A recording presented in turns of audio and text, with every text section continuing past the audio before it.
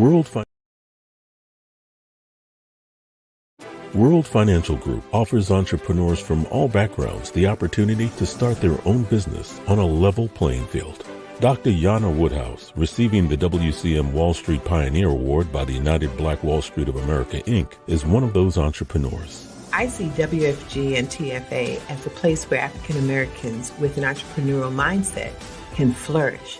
And the bonus, we help families and serve the communities across the country. To learn more about us, go to worldfinancialgroup.com. We are the sons and daughters of the soul. We are resilient and forever forward-thinking. We ask for nothing else than the opportunity to live and to create the lives that we were meant to live. We want nothing but an equal chance at options and possibilities. The same possibilities and options to live out our potential as our fellow man. We want to be heard, understood, and expressive in our reality. We are the future. We are the creative. We are here.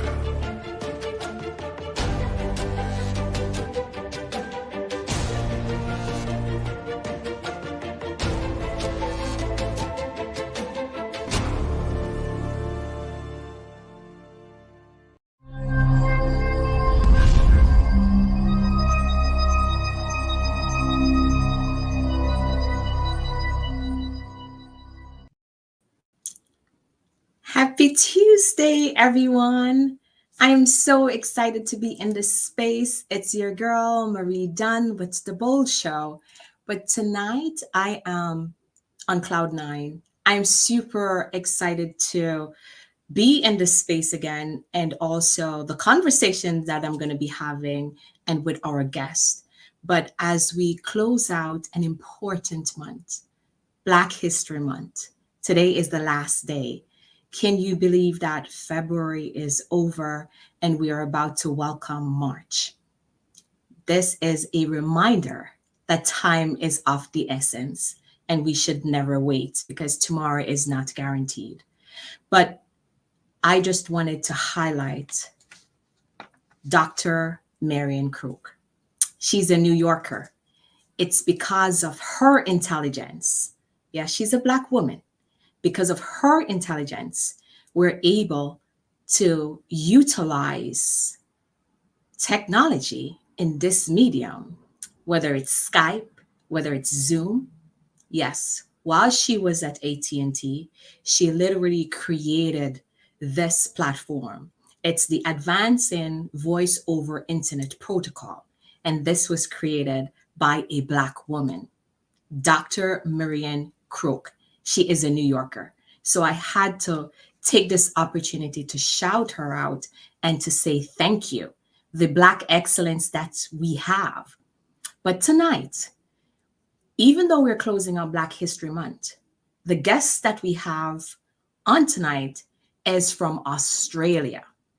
He is 16 hours ahead of us, just to show you the power of God.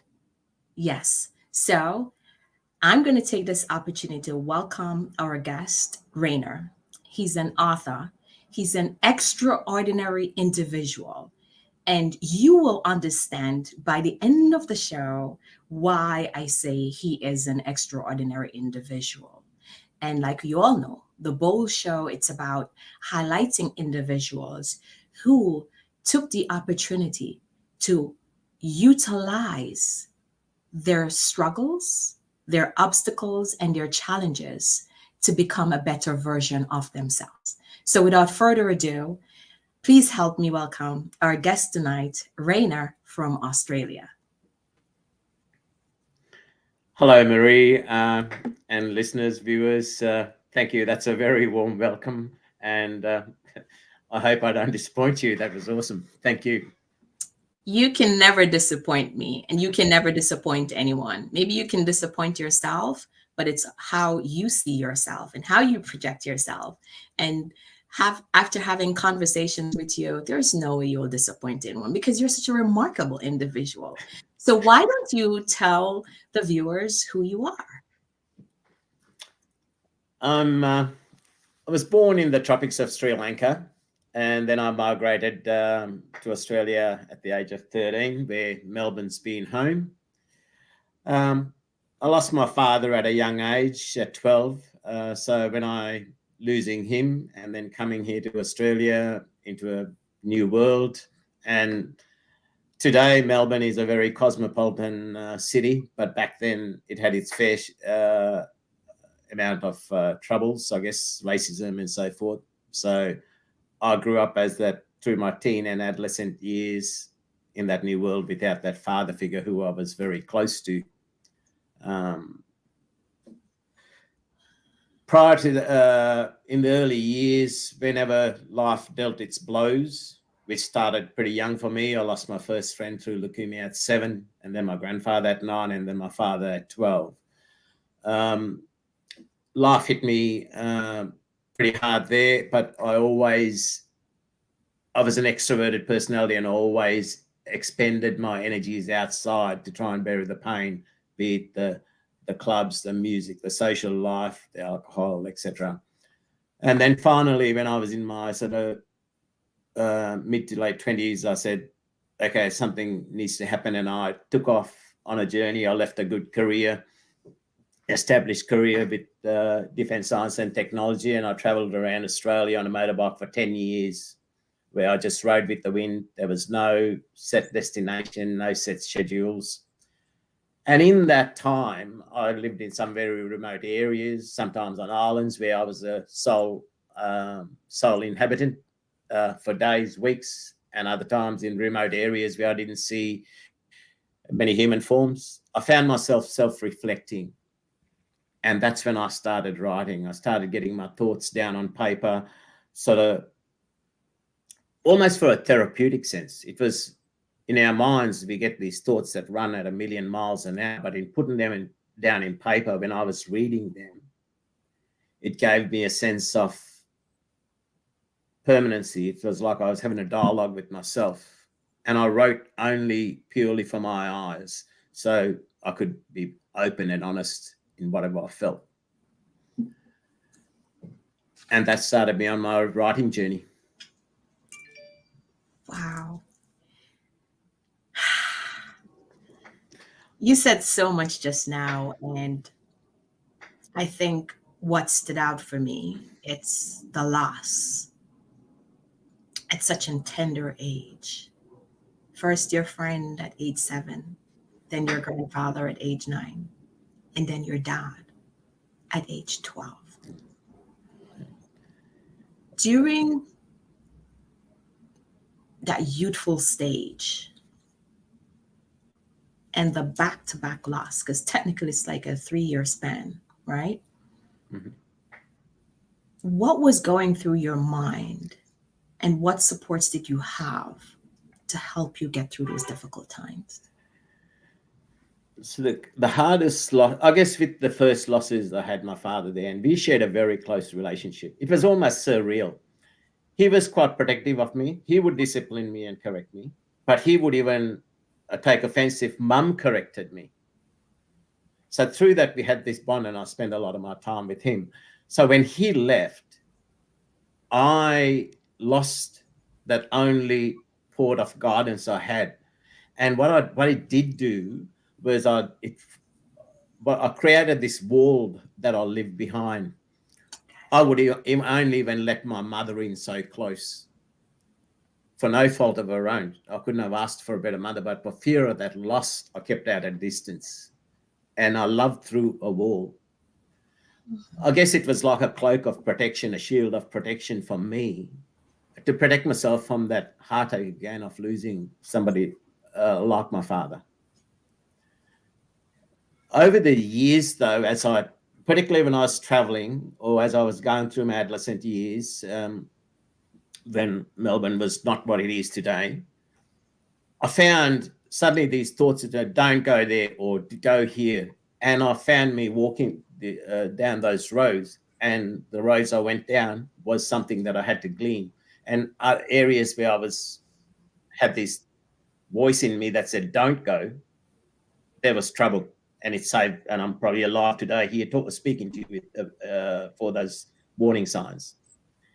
through meditations and through my reflections, I could speak with him. I could talk to him like I'm talking to you right now.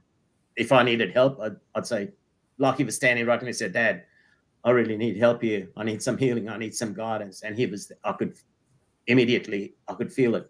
So I guess it taught me then that he's only transitioned to another dimension. He isn't gone at all. He's right here. And that, another reason I kept my mother at a distance was for fear of losing her. Finally, many years later, she passed away 5 years ago. When she went, it was a thing that I was fearful of having to deal with, but it was really a non-event, because to me, by this stage, I have enough proof that she is not gone. She's just in another dimension. She's right here now, just that I can't see her or feel her physically. That helped me a lot, and even gives me a sense of peace that anytime I'm not here, I can be there for my own son. Love through a wall. Yes. You said you loved through a wall. So Yes. You have your own son, because you've alluded to that, right? Mm-hmm. So help me understand how that relationship with your son's mother, what was that like? And do you still have the shield in terms of like your son, that fear of losing your son?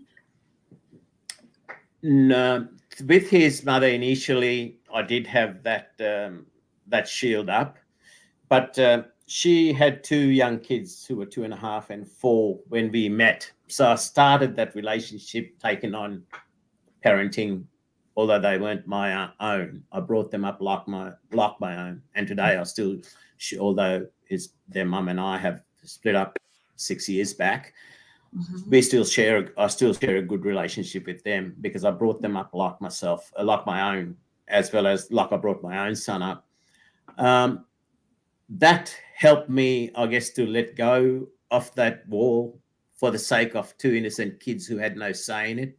I wanted to make sure I gave them the love of a father, although they weren't mine, when I accepted that responsibility in falling in love with their mother. 2.5 and 4, very helpless children. So I literally forced myself to crumble those walls so that I could love without a distance.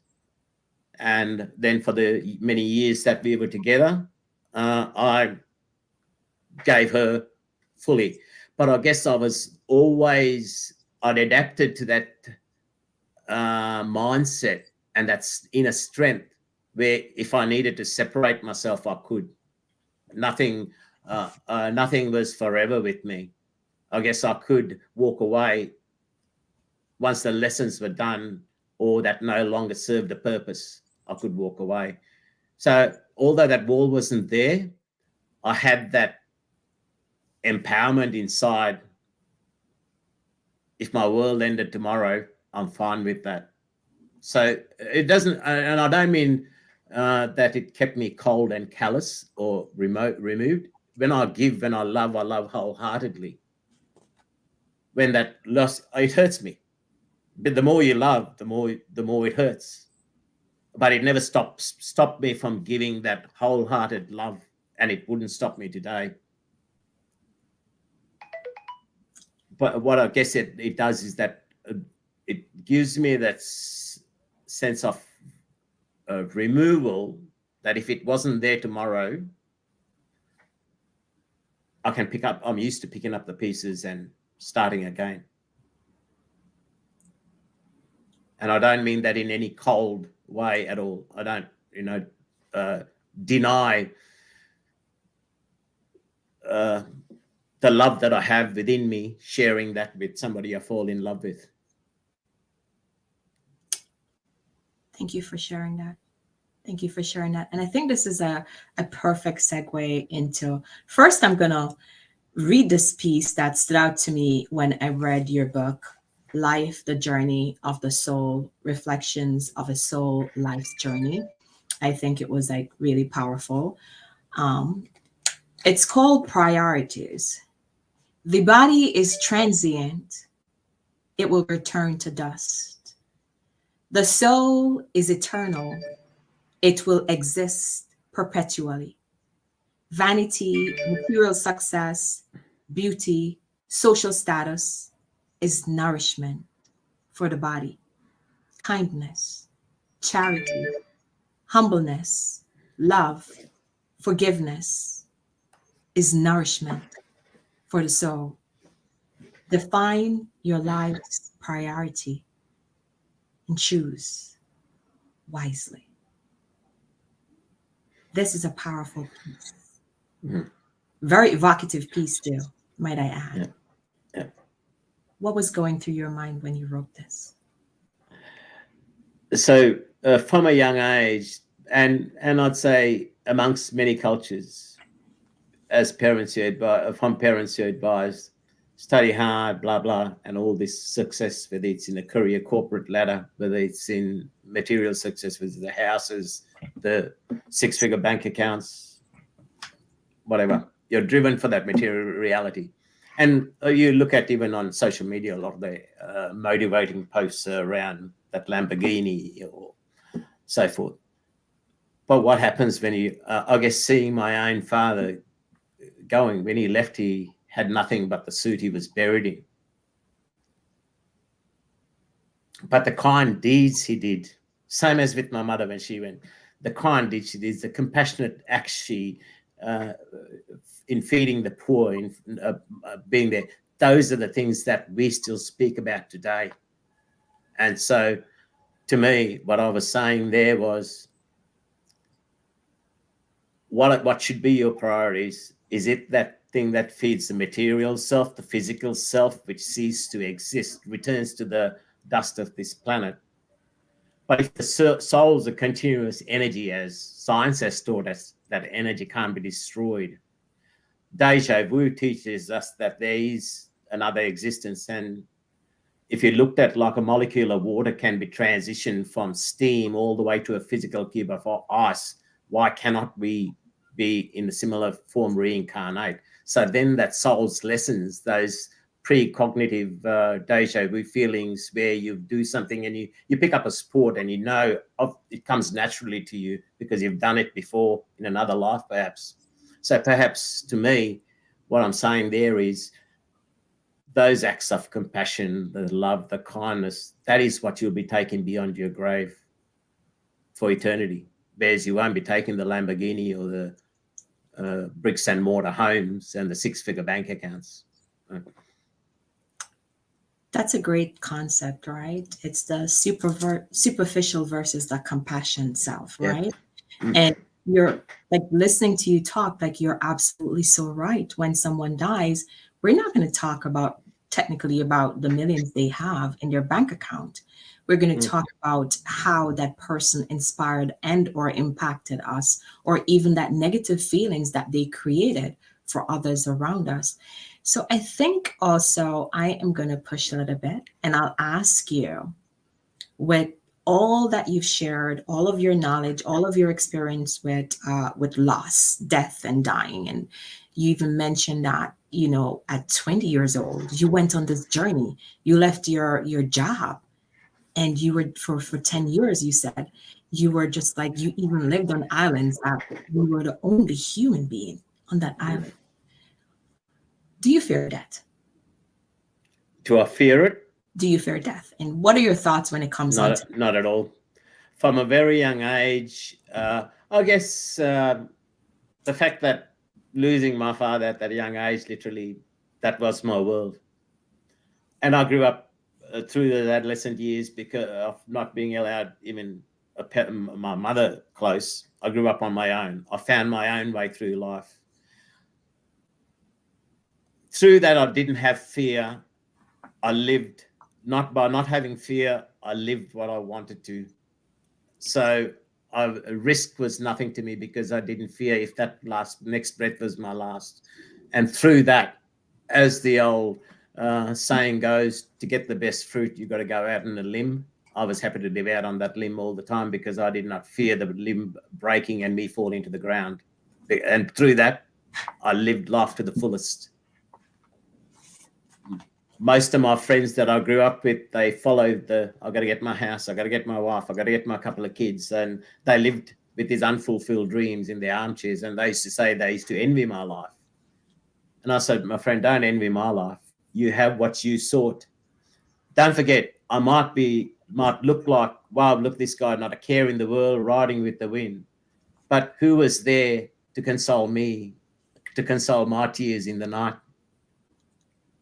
Who was there to put their arms around me and tell me, son, or my lover, it'll be all right? I didn't have that. So I said, don't envy. You only see one side of the clown. You don't see the tears behind the face of the clown, behind that mask. And I'm so happy that you actually said that, because oftentimes we walk around and we are so caught up with ourselves. We're so self-centered that we forget how we show up in spaces, how it's impacting the next person, that we fail to acknowledge that they are a human being and they may be hurting too.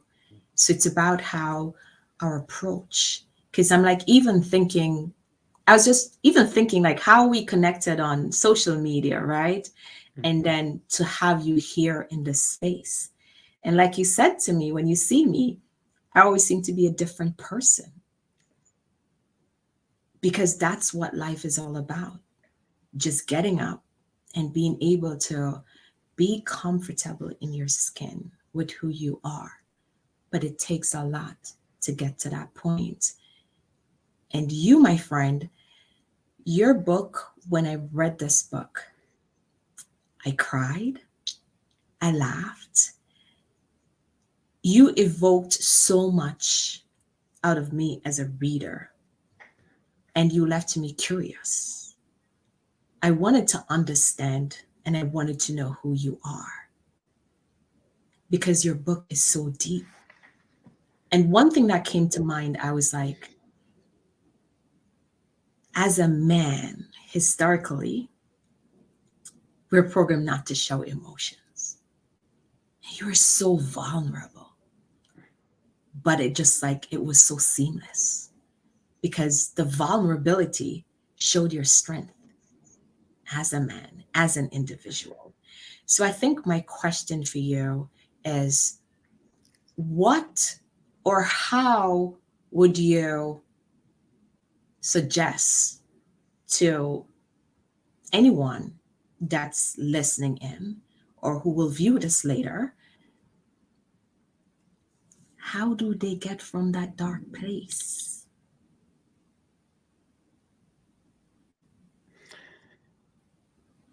My way is, each night when I brush my teeth, I look at my own eyes in the mirror. I'm my own judge, jury, and executioner. In my interaction with you today, I asked myself, was I fair? Was I honest? Was I true? Did I have compassion? If I didn't, I challenged myself and I put myself down for that. So tomorrow, I try not to make the same mistake. The other thing is that inner strength to stand up for your feelings. You hit the nail right on the head just now, where as a male, you're not allowed to show your emotions. Last August, I have a friend that I'd known for many, many years, grown up in the wild parts of Australia. I wrote a poem called The Wildflower Cries. Last August, he took his life, and he was a man's man. He was one of those people who were brought up where it was not right to show emotions. He was a prison guard and grew up in a farming community between here and South Australia. And I went to that funeral. The church was packed, and the kids, because I'd known him longest, asked me to do a reading, and I read this poem. So the congregation were prison guards from a very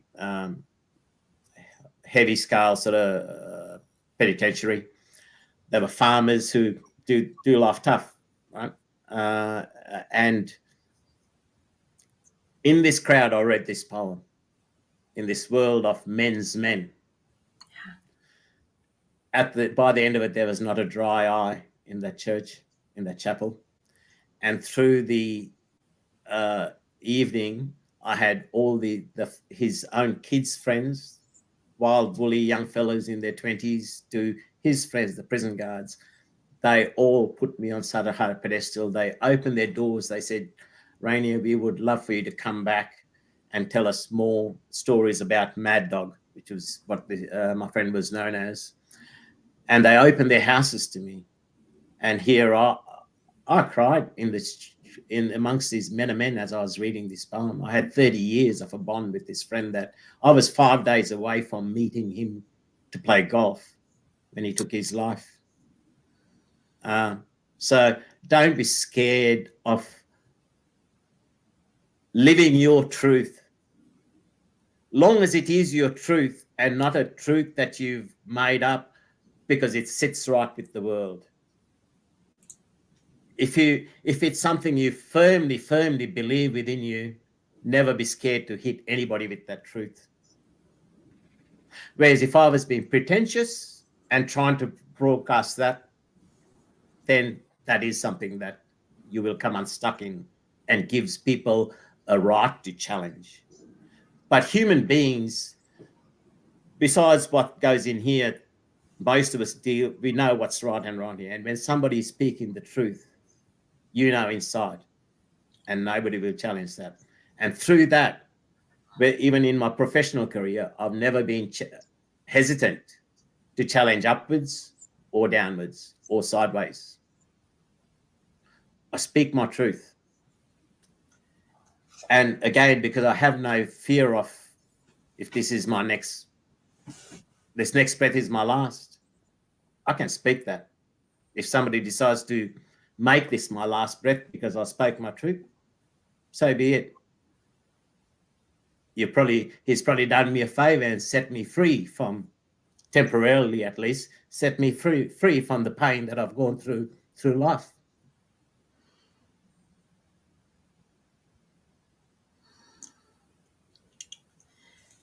I'm a woman of many words, but sitting here talking to you, I just want to sit in silence.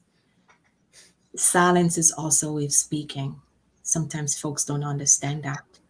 But I think in this context, and just hear you raising that point about your friend committing suicide, it just speaks volume of how much he suffered in silence. About 8 years ago, he lost his wife through breast cancer, and he was stuck with one grown kid and 3 young kids, 11, 10, and 9. Changed his whole life, and he worked as a prison guard, and he had a farm going as well. He had to relocate, buy another place in town, and he brought those kids up. And then 2 years ago, his second son decided to take his life with a simple note, I'm going to join mum. That's a couple of big blows to take. And he's a tough guy. This guy was he was tough as old boot nails. He was, if I was going into a battle, there's nobody I'd rather had my back with this guy. And we run amok between the Northern Territory's wild shores to the southern shores to the western mining towns. He and I run amok in our youth. We had some wild chapters, but even the strongest person, we all bleed. We all have a heart. We all have that. You can't bury that. In the still of night, in the quietness of your own mind, you can't get away from what we're all born with. We're born with love. Everything in this world that happens, it happens for love, right? If I went and stole something right now, why am I stealing it for? Because I love something, because I love it. Yes, it's misdirected love, but I'm doing it. When you hear these murder-suicides, what's the biggest driver of that? Love, right? For love, because you've lost that something you love, be it a wife, be it children, whatever. Nothing in this world that doesn't happen that's not rooted to love. And we all have that. We just need to shut down the delusion we live here and feel what's in there. I'm no different to you or to the next person. I'm not better or worse than you. I was born of a mother and a father like you were. My heart bleeds just as much as yours. When I look at you, I don't see a female. I see a beautiful soul of a human. I don't differentiate between color, creed, or race or sex. It bemuses me that in this day and age, there's still so much racism. It bemuses me today that there's still abuse to women. It blows my mind away. There's this still concept of arranged marriages, where, as a parent, we think we know what's best for our child. Generally, the arrangements of the marriage is based on cultural background, the heritage, the status, the caste systems, etc., etc. In this day and age, really, that used to happen in 16th century Japan, for Christ's sake. And here we are still in a lot of our parts of the globe that still happens. The river of life is flowing. It does not stand still for no man. We've got to move with it, right? We've got to move forward with our thinking, with our times, and in unity, through love and compassion. It's so much easier. It's so much easier for me to hold your hand and walk down the road, where I help you to shoulder your burdens, and you help me to shoulder my burdens. When I fall, you reach out your hand and pick me up. When you are slowing down, I just give you that gentle nudge to go on with your life. Life is so much easier, but instead, it's a competition and a jealousy. Through jealousy, all that comes from a fear, because I'm fearful that you're going to succeed more than me. I should be happy that you're succeeding more than me. Yeah. Whereas if I didn't look at you as a different person, but as a sister, as a human, I would be happy for your success. I would do everything to support you. And if I fall down, I'm sure you would reach out, give me that drink of water, and pick me up so that I can keep going. Life is so much easier.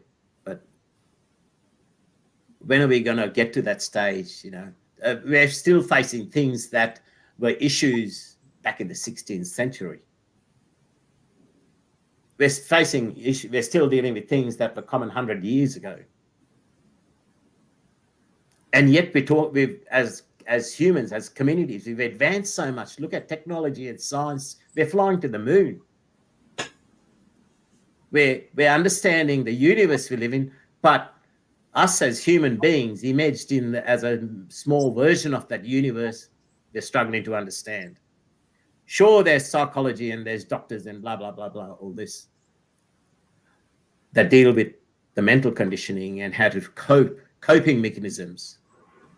I'd rather look at the root cause. Why do I need to cope? Why do we have this problem?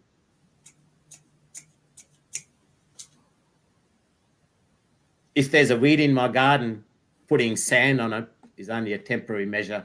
That weed soon comes out. Let's rip it out at the root. Exactly. Instead of giving me a coping mechanism, let's take the problem away. So in my poetry, what I try to narrate, and I don't for a moment in my poetry think or try to give anybody a prescribed solution, because I can't see life through your eyes. All I'm doing is expressing my lines of thinking, my reflective thoughts to that same event. In reading that, all I expect is that it triggers your own thoughts, your own reflective patterns when you go through the same thing. Say you and I lose a love. You don't see life through my eyes, I don't see it through your eyes. The impact of me losing my love might be quite different of you losing your love. Your level of attachment might be different to mine. The quality of your bond might have been very different to mine. So how can I say, oh, I've just been through that, Marie, I know what you're going through? No, I don't. I've got no idea what you're going through, as you don't what I'm going through. All I try to do is narrate my lines of thinking, my pain, my understanding, my lessons I learned from my breakup, in the hope that in reading that, it can trigger off your own thoughts in dealing with your grief, with your loss.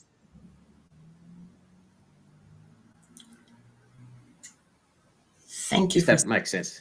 It does make a lot of sense. And thank you so much for sharing that, because like you've touched on so many sensitive and much needed conversation, whether it's the racism, like I think just sitting here and listening to you, and it breaks my heart when I think about it.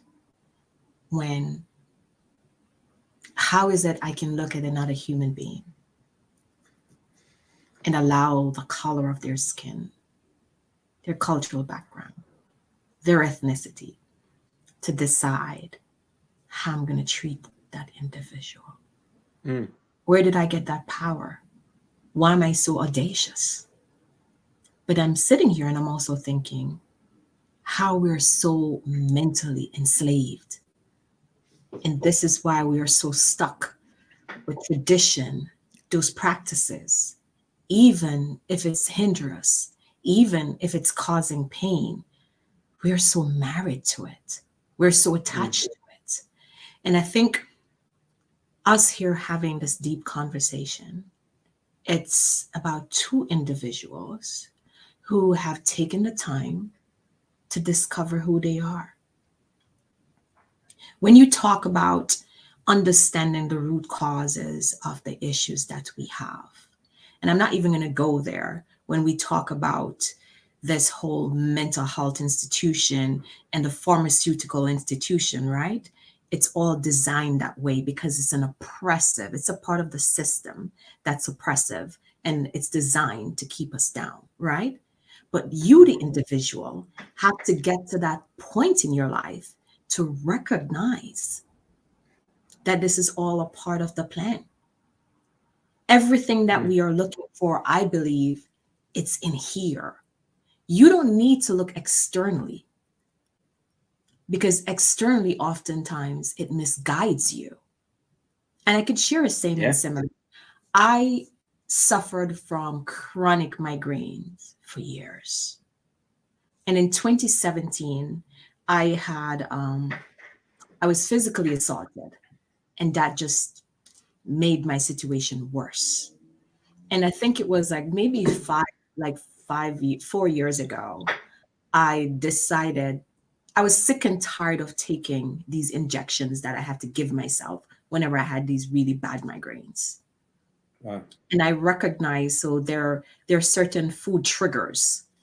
And I said to myself, if I can eradicate certain things from my diet, and if I can control my sleep pattern, if I can manage my stress, I guarantee you it will change my life.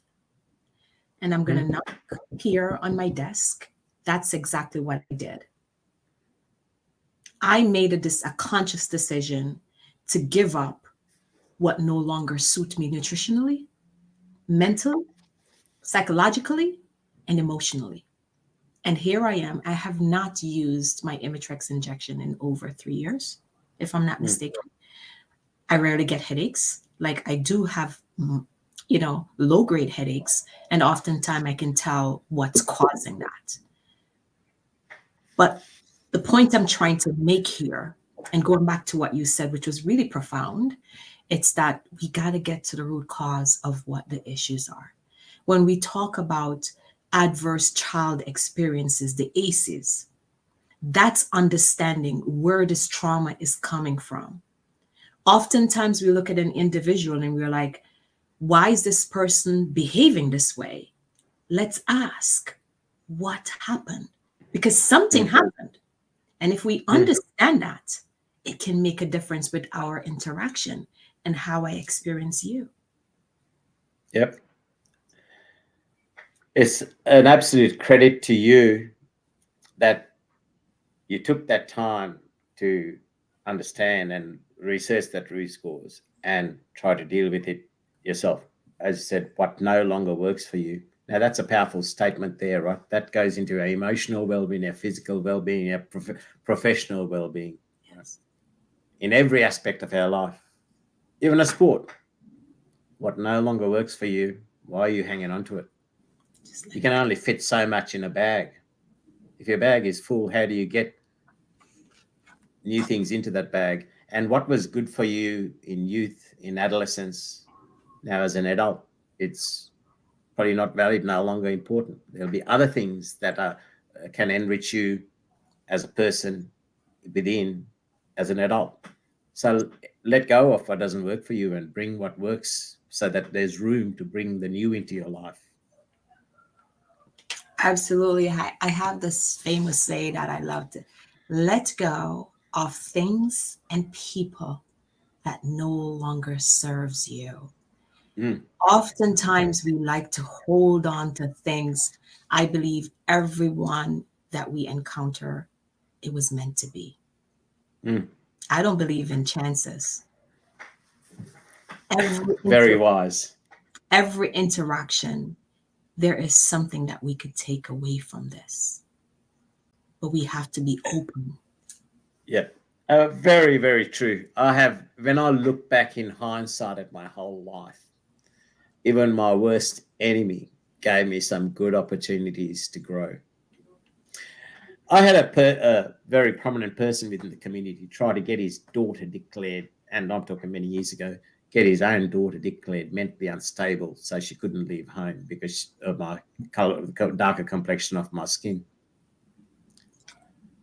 Uh, he gave me probably the biggest opportunity to learn to turn the other cheek.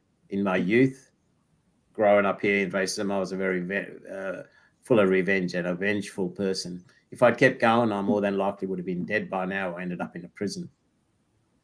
Him being everything that I stood against and everything negative that you could ask from this world that we live in. He probably gave me the biggest opportunity to overcome my biggest weakness, and that was to learn to turn the other cheek.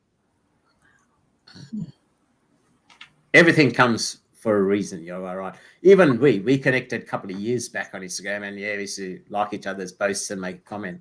And then in the last 3-4 months, we connected at another level, and here we are today, sharing very intimate parts of ourselves in a public forum.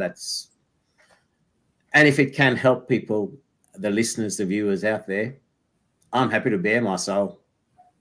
I no longer, my writing for many years, I wrote just for myself.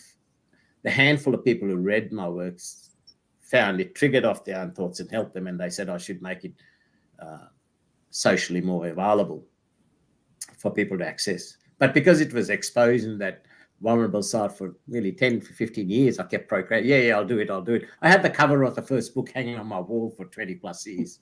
Finally, yeah, it's hanging as a portrait. That image of the in the book you got there, that's been hanging on my wall for over 20 years. Yeah, that one, the two souls, the two fires form one. That's been hanging on my wall. That's tattooed on my chest for many years. Finally, I decided in July 21 or July 20. I started about 3-4 years ago. I started the Instagram page 3+ years ago, and I started sharing some of my work. And then I decided to publish this book. Finally, found the strength because it was showing the Rainier that lived behind that wall. The people only saw what I showed them. They never saw that vulnerable side of me. That I lived behind that cloak of protection. And then today, with my second book, I bare my soul. And right now, on this show, and recently I was interviewed on Kate Delaney's That America Tonight, I speak. What comes out of my mouth is what's in my head and what's in my heart. I don't give you words that I want you to hear. I don't give anybody words they want to hear, good or bad. I just speak my truth. It sometimes offends people, sometimes draws tears, but it's probably truths that they needed to hear. Sometimes it's hard to look in a mirror, and sometimes I am that mirror. Quite often that mirror shows the person, reflects back to the person, somebody who can trust and reach out and believe in themselves. Other times that mirror reflects somebody who's really got to change their priorities and change what drives them. That is powerful, and that is so true. And you know, you mentioned earlier that we're here bearing our naked soul, being so vulnerable, being so vulnerable. And when I made that conscious decision to share, share, and be this bold woman,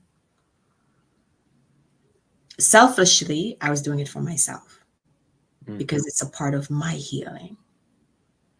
And then the feedback I got from individuals, women, made me realize there is so much power in our stories. There is so much pain.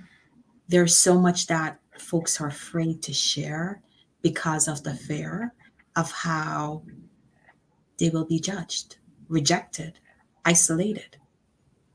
But that's all in your head. So when we can move past that, because healing starts when we acknowledge something that's not going right with us, and we have to change this. We have to do something different to have a different outcome. I believe it was Albert Einstein who said, if you're doing the same thing over and over, expecting a different result, that is called insanity. Yes. Yes. So we have to change our mind and we change our life. But Rainer, I need to have a whole nother show with you. It'll be my pleasure to. This whole conversation, and I love how calm we are. I feel like I'm almost meditating in the safe sanctuary. That's the feeling I'm getting. So I shared what I felt when I read your book. What other emotions are you hoping to evoke from your readers, for folks who read your books? The biggest thing I hope to stimulate in the reader is to find your authenticity, find your true priorities.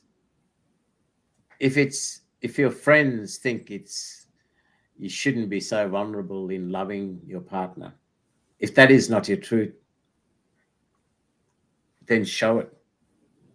If so, a lot of the people that I work with, if they heard this interview, they wouldn't believe it's the same Rainier that they know. Because in my professional life, I had to behave. The requirements of my behaviors are so much very different to who I can be within an intimate friendship, within the relationship. I think find that authenticity, find the love within you, and realize that everything that you do in life, the underlying foundation, the underlying motivation is love. Even the job that I do, I either love my job or I'm doing it because it funds the lifestyle that I love. Everything comes down to a love. So acknowledge that love within yourself. And remember, you can't see life through the other person's eyes. So that should automatically turn away any, shut down any of your judgments. And if there's no judgment, that gives birth to compassion. And I'd also like to stimulate the passion in people. When you wake up each day and whatever you do it with passion. Don't do it because it's by rote.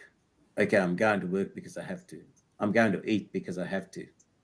Eat that food with zest. That is what gives your body life. So whether it's something you like or it's not one of your exotic restaurants, whether it's a slice of bread and a piece of cheese, if that's all you can afford, eat that with passion and with zest. That nourishes your body. Same as when you love with passion and with zest. Because that nourishes your soul. If you're lending a hand to a friend or somebody in a charity or something like that, do it with passion and zest, not because it looks good that I'm donating to charity or because it eases my guilt. Give with passion, give because you want to, because you want to take that starving kid off that street. Hold the hand of that friend who's in tears because you want to help him or her as they go through the fires in their own journey. All that stems right back to authenticity. Yeah. Your authenticity, which is unique to you, because you and I can look at the same event in life, but through our eyes we see something different. So be your authentic self. Be bold. That's it. And give yourself permission to be your authentic self, because that's also very profound. So you have 2 books out. Talk to me about the connection of both your work, your body of work. So both books narrate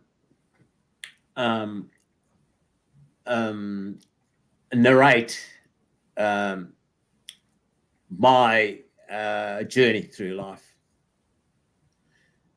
So I guess I'm very much connected to them because it is my truth. It is my journey that I write about.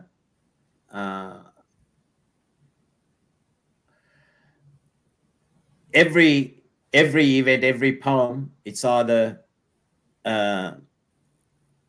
what my thoughts have been or my views as I reflected back on any significant events in my life. And both of them, the first book takes me to a certain point and the second book takes it further. So every word that I've written there is something that I have thought about, experienced, felt. Even I break the books into 3 sections called the journeys, which is based on events in my life, inspired poems, which often those are inspired. Yes, it might not have happened as I've narrated it there, but it's based on something very similar that has happened, and it captures my very thoughts on that event, but it's not the exact event. The verses are generally, let's say, affirmations, but more beliefs or sentiments like the one you read out that I live my life by. Got it. They're not words that I wanted a reader to read or fill the pages. That is what I live my life by. It is my truth. So I'm very, very connected to pretty much every word in both books, and the third book if it happens. A third book is going to happen. Let's put it out into the universe. We need a third book. Okay? So it's going to happen. Funnily, when I held the author review copy of my second book in my hand, the title to the third one came to my head, and then I knew the third one will happen. I don't plan. I didn't plan the titles of any of these. They just come to my head. So yeah. Again, it goes back to it's your truth, right? And before we started this interview, I remember saying to you that we're gonna go where the Spirit leads us, and here we are. So we have a few more minutes. Do you have a piece that you'd like to share with the viewers that you'd like to read? No pressure. I guess since my journey started, the eventful journey started through losing my father, and last December was a significant decade since he passed away, so which I wrote for this. And when I posted this on social media, I had many people reach out to me who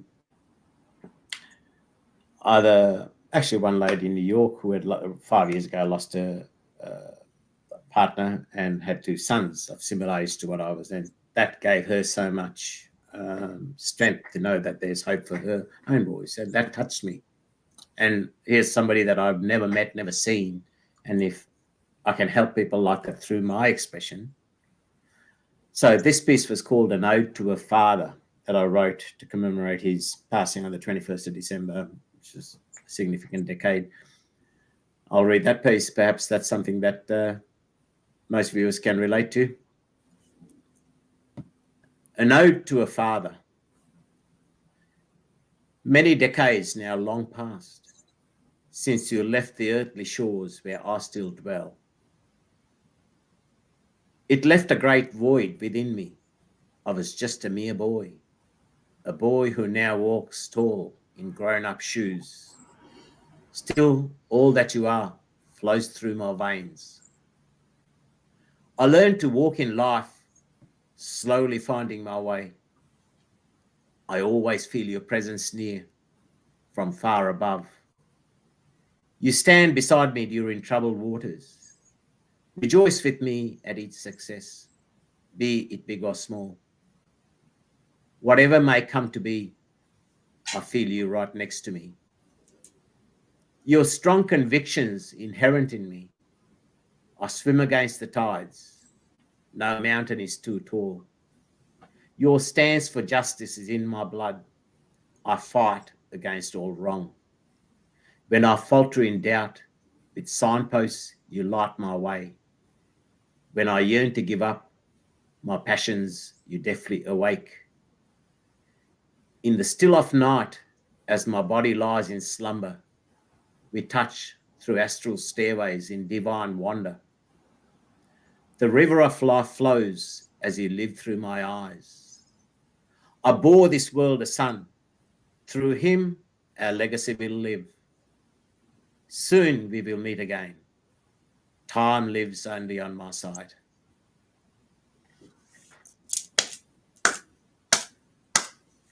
That was beautifully written. Thank you. Thank you. It's, yeah. Thank you. Thank you for sharing. Thank you for being so vulnerable. I think I'm curious. What would the matured and older Rainier say to the younger Rainier? This Rainier would say to the young fella, when life events cause inner pain, do not try to hide it by burying it deep within. Don't live behind that wall and making frail attempts to distract the mind with external stimulants such as overactive social life,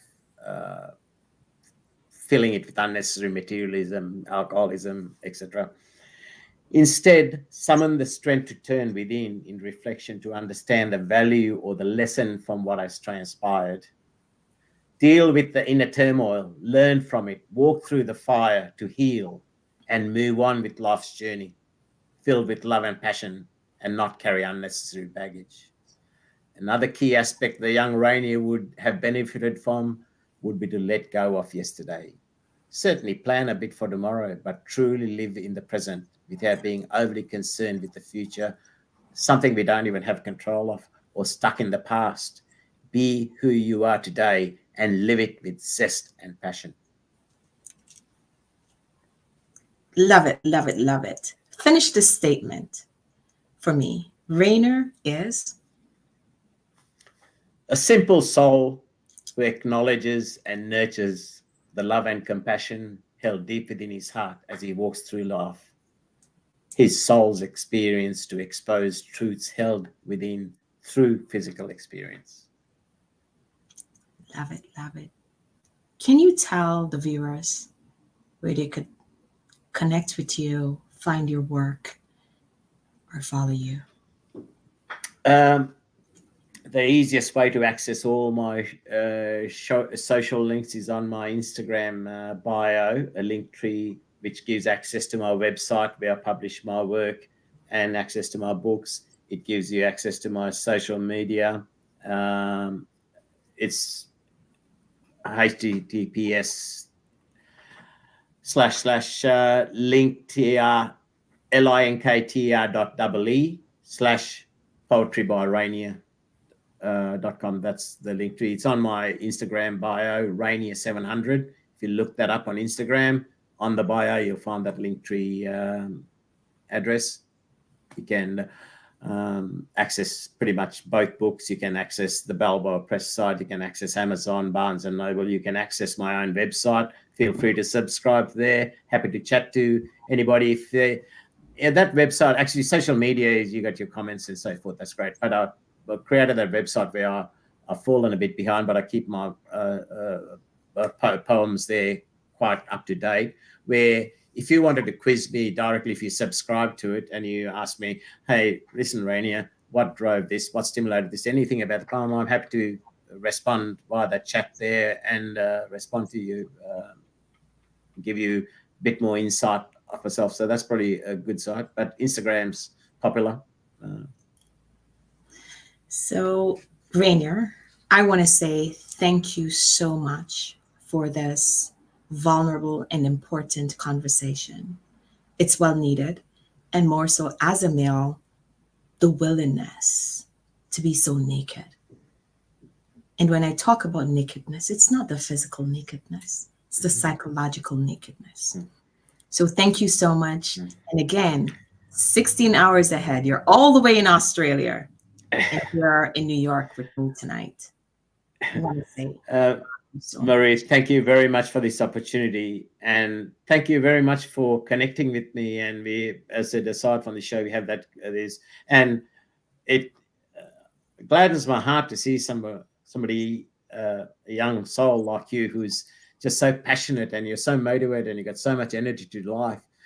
This is what I write about, and to see somebody living it inspires my heart and gives me confidence on that there's other people out there living what I'm preaching and living what I lived. I just need more. We just need more people to do it. That's why we're going to spread. We're going to spread this love. Yeah. We're going to spread this compassion, spread authenticity, and just living in our truth. Yeah. So I want to say good night to everyone. Thanks to all the viewers, and thank you also, and to Soul City, of course, for this opportunity as well. But tonight, I want to dedicate this show to Dr. Marian Crook. If it wasn't for her, with her invention, we wouldn't be able to do this. Have an amazing rest of the night and morning, day, whatever it is for you. And just continue to be awesome and to be your authentic self. Good night. Good night. Thank you. Good night. We are the sons and daughters of the soul. We are resilient and forever forward thinking. We ask for nothing else than the opportunity to live and to create the lives that we were meant to live. We want nothing but an equal chance at options and possibilities. The same possibilities and options to live out our potential as our fellow man. We want to be heard, understood, and expressive in our reality. We are the future. We are the creative. We are here.